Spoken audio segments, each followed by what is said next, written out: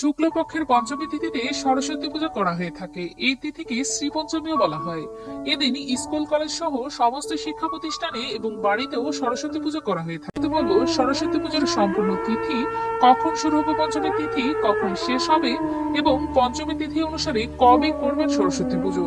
এছাড়াও এই ভিডিওতে থাকছে সরস্বতী দেবীর পুষ্পাঞ্জলি মন্ত্র, প্রণাম মন্ত্র, আরো জানাবো সরস্বতী পুজোর আগে কুল না খাওয়ার পৌরাণিক কাহিনী এবং বাড়িতে পুরোহিত আনা সম্ভব না হলে কিভাবে নিজে নিজে সরস্বতী পুজো করবেন তার পদ্ধতি।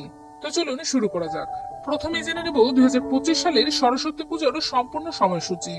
পঞ্চমের তিথি আরম্ভ হবে 2রা ফেব্রুয়ারি 2025, বাংলা 19শে মাঘ 1431 রবিবার দুপুর 12টা 13 মিনিটে শুরু হবে পঞ্চমী তিথি।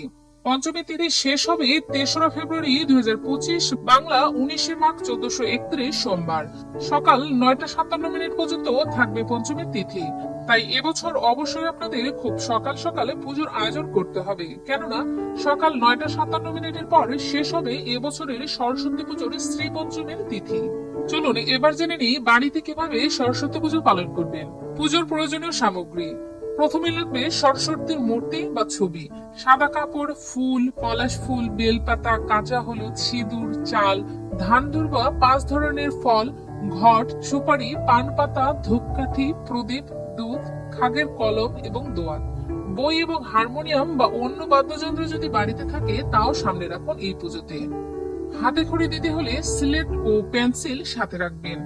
পুজোর দিন সকালে উঠে যা করবেন। সরস্বতী পুজোর দিন সকালে উঠে হলুদ ও নিম পাতা বাটা মেখে স্নান করা উচিত। স্নানের জলে নিম পাতা, তুলসী পাতা, দূর্বা দেওয়ারও নিয়ম রয়েছে। এর ফলে জল শুদ্ধ হয়। স্নানের পর সাদা বা হলুদ বস্ত্র পরে পুজোর প্রস্তুতি নিন। মূর্তি এবং ঘট স্থাপন। যে স্থানে পুজো করা হবে তা ভালো করে পরিষ্কার করে নিন। এবার কাঠের ছোট চৌকি পেতে বা ইট দিয়ে বেদি তৈরি করে নিতে হবে। এর উপর পেতে দিন সাদা কাপড়। এখানে রাখুন সরস্বতীর মূর্তি বা ফটো। দেবীর মূর্তিতে সাদা বা হলুদ ফুলের মালা পরিয়ে দিন। পড়ার বই, খাতা, পেন, পেন্সিল এবং হারমোনিয়াম ঠাকুরের মূর্তিটির পাশে রাখতে হবে। এছাড়া একটি নতুন খাতা, বই, পেন, পেন্সিল পাশে রাখুন। এবার ঘটে জল ভরে তার উপরে রাখুন একটি আম্রপল্লব, তার উপরে পান, সুপুরি, ফুল, দূর্বা রেখে এর উপরে শীষ দেওয়া ডাব রাখতে হবে। দেবী মূর্তির পাশে একটি গণেশের মূর্তি বা ছবি রাখা উচিত। পুজো আরম্ভের নিয়ম। প্রথম পূজ্য গণেশকে ফুল ও বেলপাতা অর্পণ করে পুজো শুরু করতে হবে। তারপর দেবীর চরণে ফুল ও বেলপাতা অর্পণ করুন। এক এক করে সরস্বতীর চরণে পলাশ ফুল, আম্রমুকুল নিবেদন করুন। পুজোর স্থানে এক পাশে হলুদ, কুমকুম, চাল, সাদা, বাসন্তী রঙের ফুল মালা দিয়ে সাজিয়ে রাখুন। এ সময় সরস্বতী আরাধনায় মন্ত্র উচ্চারণ করতে হবে। এরপর ধূপ ও দীপ জ্বেলে দিন। ফল, মিষ্টি ও নৈবেদ্য অর্পণ করতে হবে। কুল সহ নানান প্রকারের ফল রাখতে ভুলবেন না। উল্লেখ্য, কুলই সরস্বতী পুজোর প্রধান ফল। অবশেষে পুষ্পাঞ্জলি দিন।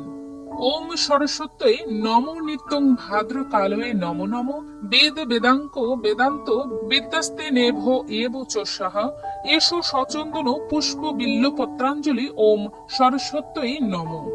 জয় জয় দেবী চরাচর সারে কুচযুগ শোভিত মুক্তাহারী বীণা রঞ্জিত পুস্তক হস্তে ভগবতী ভারতী দেবী নমঃস্তুতে।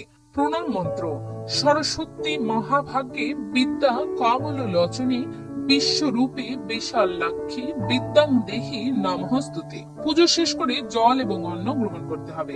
সরস্বতী পুজোর আগে কেন কুল খেতে নেই, চলুন এবার জেনে নিই সরস্বতী পুজোর কুল না খাওয়ার পৌরাণিক কাহিনী।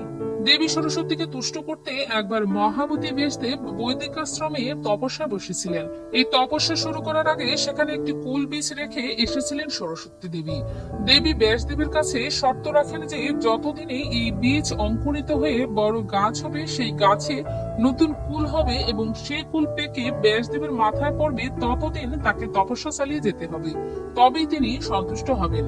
দেবীর দেওয়া এই শর্ত মেনে নিয়েই ব্যাসদেব তপস্যা শুরু করেন। আর যেদিন তার মাথায় নতুন কুল পড়ে সেদিন তিনি বুঝতে পারেন যে দেবী সরস্বতী তার তপস্যায় প্রসন্ন হয়েছেন।